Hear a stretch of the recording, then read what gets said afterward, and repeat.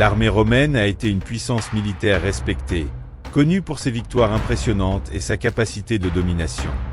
Ce succès extraordinaire peut être attribué à un système militaire incroyablement bien structuré, qui a évolué au fil du temps et affiné ses tactiques, sa formation et son recrutement. L'objectif de ce système était de créer le soldat parfait, une force imbattable sans égale dans d'autres civilisations de l'Antiquité. Ce système d'excellence ne se limitait pas à la bataille. Il commençait bien avant, avec un processus rigoureux de sélection et de formation, qui transformait les recrues en guerriers hautement disciplinés. Dans cette vidéo, nous explorons comment les Romains choisissaient et préparaient leurs soldats, en mettant l'accent sur l'apogée de la force militaire romaine, au début de l'Empire. Certains penseurs, comme l'historien Végès, soutiennent que l'affaiblissement de ces méthodes de recrutement et de formation a été l'une des causes du déclin de l'Empire romain. Le processus de recrutement. Les Romains croyaient que l'environnement d'origine d'un recrue influençait directement ses capacités militaires. Les hommes venant de la campagne étaient considérés comme idéaux, car ils étaient plus habitués à affronter des défis et à faire face aux adversités de la vie rurale. Ces personnes possédaient déjà des compétences physiques qui facilitaient la formation militaire, comme la résistance au froid et à la faim, et étaient familiarisées avec des outils et des techniques utiles à l'armée.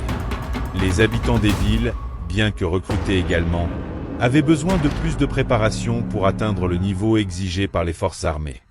Ils étaient envoyés dans des zones isolées, loin du confort urbain, pour s'habituer aux difficultés de la vie militaire et renforcer leur corps et leur esprit. Qualité recherchée. Lors de la sélection des recrues, les Romains valorisaient à la fois la condition physique et des caractéristiques psychologiques et sociales. La taille et la bonne vue étaient essentielles, mais des qualités comme la rapidité de raisonnement, le respect de l'autorité et même un bon sens de l'humour étaient considérés comme des indicateurs importants pour réussir sur le champ de bataille. La capacité de lire et d'écrire était également une compétence précieuse, certains soldats recevant des responsabilités administratives, comme la tenue des registres et le contrôle des fournitures. L'entraînement, un test de résistance. L'entraînement d'une recrue romaine était impitoyable.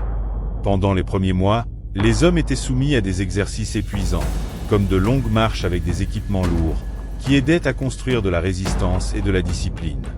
Ces marches n'étaient pas seulement un moyen d'améliorer la condition physique, mais aussi un exercice de coordination et de cohésion entre les soldats, des aspects fondamentaux pour l'efficacité de la légion. En plus des marches, les recrues passaient des heures à pratiquer des techniques de combat avec des armes en bois et lourdes, plus difficiles à manier que les réelles. Cela augmentait la force physique et la dextérité des soldats, les rendant plus agiles et précis au combat. La natation faisait également partie de l'entraînement, non seulement pour améliorer la condition physique, mais pour préparer les soldats à traverser des rivières ou à faire face à des situations d'inondation. Les recrues étaient également enseignés à utiliser une variété d'armes, du glaive et de la lance aux frondes et aux arcs.